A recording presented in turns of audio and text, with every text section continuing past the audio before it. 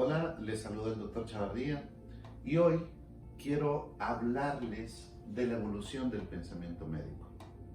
Vamos a hablar de los paradigmas en la antigüedad.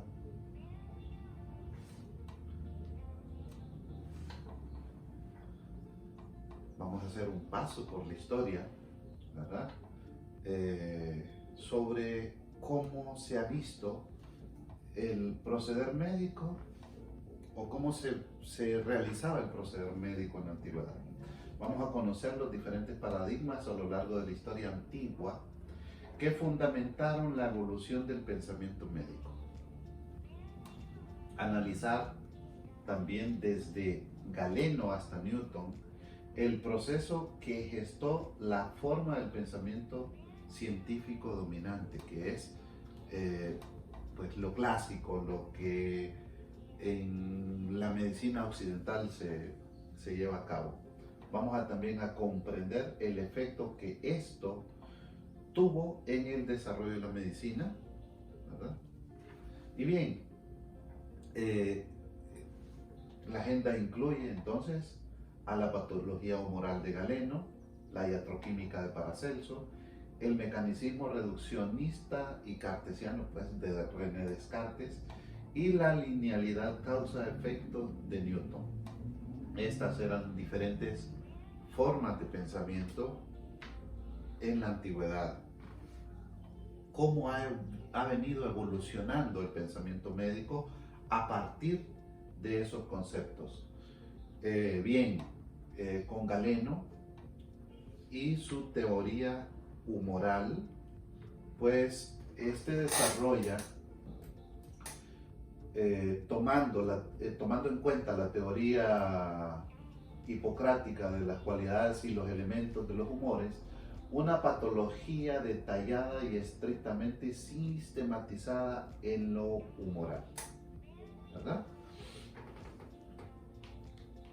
Que nos decía que la enfermedad se producía debido a desarreglos en el estilo de vida y la discrasia en nuestros humores. Entonces, considera a la discrasia, el desequilibrio de los humores, la causa de la enfermedad. Esto es la teoría humoral. También considera los errores en la alimentación y la forma de vida una de las causas principales de esta discrasia que nos lleva a la enfermedad. Subdivide los métodos terapéuticos, Galeno subdivide los métodos terapéuticos en los que previenen la enfermedad, los que atacan el mal en sí y los que solo tratan de contrarrestar los síntomas. Estos son los métodos de tratar la enfermedad desde este punto, desde esta visión, ¿verdad? Formas de medicina preventiva, que eran los predominantes en la teoría moral, formas de medicina curativa, digamos, que son el tratamiento de la enfermedad en sí, o sea, la terapia contra la enfermedad, y pues otras formas de tratamiento que son los que solamente tratan de contrarrestar los síntomas. Trabaja principalmente con la terapéutica de los contrarios en ese momento, ¿verdad? Que es, por ejemplo, algunos tipos de medicina, como la homeopatía y otras formas. Si el cuerpo está caliente, entonces hay que dar medicamentos que enfríen. Si el organismo está húmedo, hay que dar medicamentos que sequen. Bien, luego nace la iatroquímica de Paracelso, ¿verdad? Con Paracelso, recuerden que inicia la preparación de medicamentos por manipulación de las sustancias naturales asociadas a la investigación empírica. Este concepto médico ontológico, o sea, antiguo, determina la edad moderna y atribuye la etiología a factores externos y a las alteraciones anatómicas locales. Parte de la base de los cambios de las sustancias del organismo humano, entonces la archidoxis de Paracelso, entonces deriva o parte de la base de los cambios en las sustancias del organismo humano, ¿verdad? Un tanto humoral también. Con los avances de la química del siglo XVIII se hace superflua estos conceptos, tanto los conceptos de Galeno, de Hipócrates como de Paracelso, e inicia la visión alopática o alópata, ¿verdad? En donde se introduce el concepto de la farmacología, de la alopatía como base de la terapéutica, ¿verdad? Que es la visión que en la actualidad se utiliza en nuestra medicina oficial. Administra fármacos que producen un efecto contrario, por ejemplo, para una diarrea, una sustancia que produzca estreñimiento. Bien, con la farmacología alopática se genera el desarrollo científico dominado por intereses, bueno, ya saben ustedes, intereses industriales. Es determinante el poder registrar la molécula activa. Y luego, también el reduccionismo mecanicista de la medicina occidental. Decimos que la fisiología occidental, o la filosofía más bien occidental, o la forma de ver la salud en la medicina oficial u occidental, dice que los humanos están separados de la naturaleza. El mundo, como una máquina, puede ser desarmado y reducido en sus partes. La realidad está localizada en estructura tangible de la materia, o sea que puede ser observada, puede ser estudiada, puede ser desmenuzada, ¿verdad? Puede medirse, puede ser cuantificada y puede ser analizada. Con René Descartes, en el siglo XVII, desarrolló el pensamiento analítico y reduccionista, que es la base de la filosofía de la medicina moderna, en donde Descartes crea la teoría que abarca todos los procesos del cuerpo humano, atribuyéndolos a principios físicos y mecánicos. A partir de entonces se crea el dualismo, ¿verdad? Ha sido uno de los pilares de la medicina occidental. Se asocia a la indiferencia por los síntomas que se originan en la mente.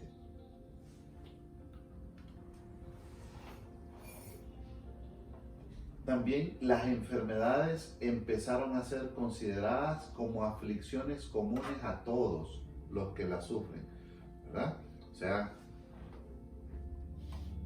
sí, como una sola cosa. Y no como únicas en cada individuo.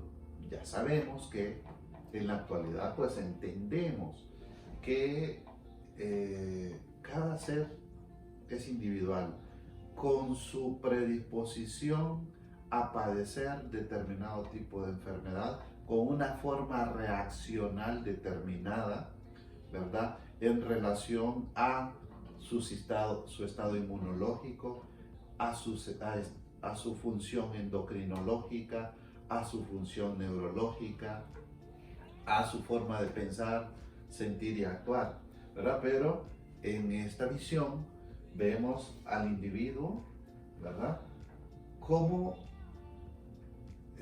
común.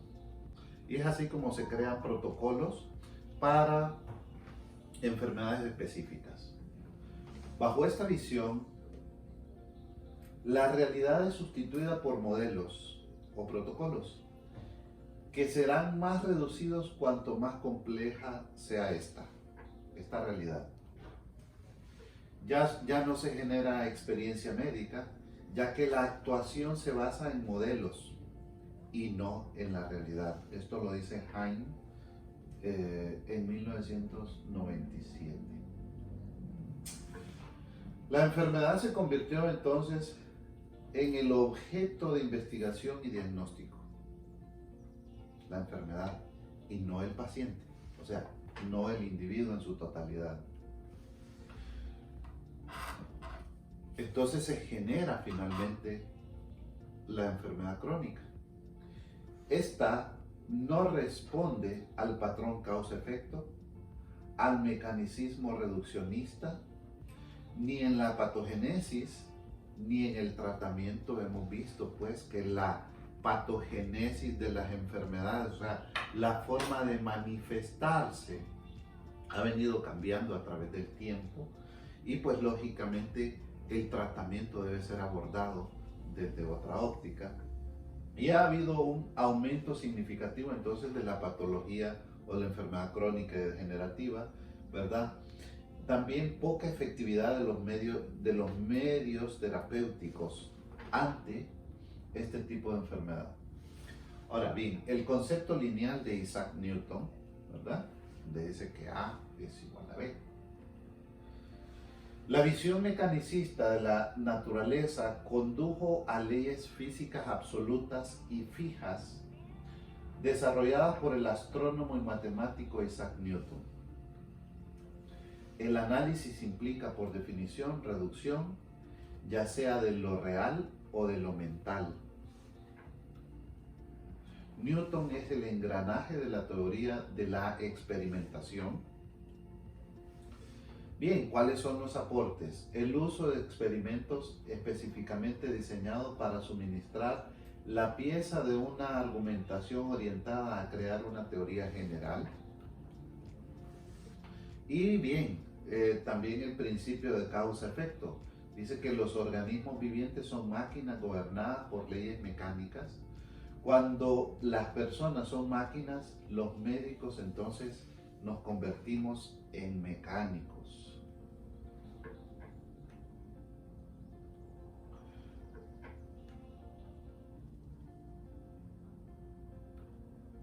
El cuerpo entonces, desde esta visión mecanicista reduccionista, queda reducido a partes estructurales, prosiguiendo de los organismos a los tejidos, de los tejidos a las células, de las células a las moléculas más pequeñas como el ADN. Entonces, disociar las partes, o sea, disociar las diferentes partes, permitió a los médicos identificar una entidad enferma como el componente defectuoso y separarlo del organismo como la totalidad, ¿verdad? Esa ha sido la visión médica, mecanicista, reduccionista, cartesiana y newtoniana, ¿verdad? Ver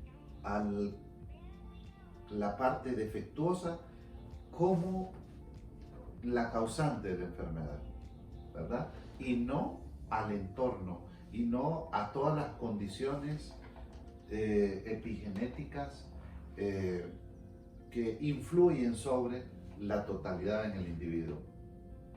Esta visión pues ha tenido éxitos, ¿verdad? En cuanto a la cirugía, en cuanto en relación a quitar un tumor, en cuanto a las enfermedades infecciosas, ¿verdad? Cuando se dan medicamentos antibióticos y otros para poder eliminar de forma específica al agente causante de la enfermedad, y en la patología aguda en general, ¿verdad? No así en la enfermedad crónica o degenerativa. Ahora bien, podemos llevar, dependiendo de la actuación médica, a una patología infecciosa aguda, hacia una patología crónica o hacia una patología degenerativa. Con mucha frecuencia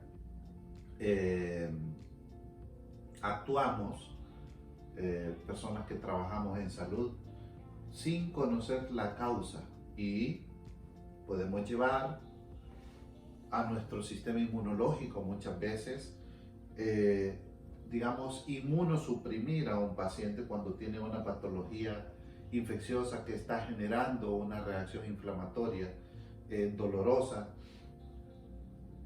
con el uso, por ejemplo, de los esteroides o antiinflamatorios.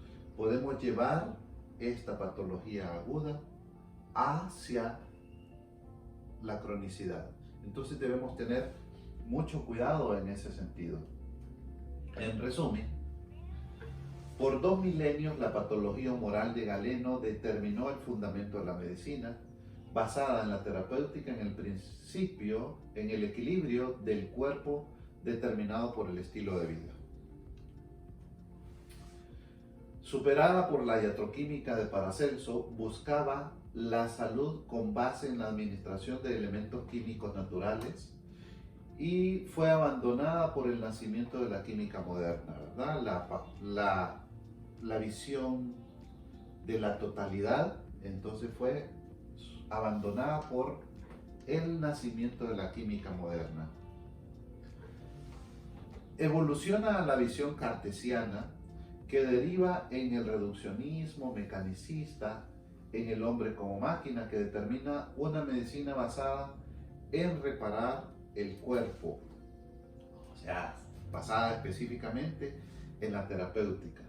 Con la visión lineal de Newton, la medicina fundamenta la terapéutica en la búsqueda del factor causal, generalmente unicausal, ¿verdad? Y es así como nos perdemos de la experiencia maravillosa de poder tratar a los individuos en su totalidad, viéndolos de forma integral en relación a cuerpo, mente y espíritu. Esto ha sido la cátedra relacionada con los paradigmas de la antigüedad. Próximamente hablaremos de los paradigmas médicos modernos y también de los nuevos paradigmas.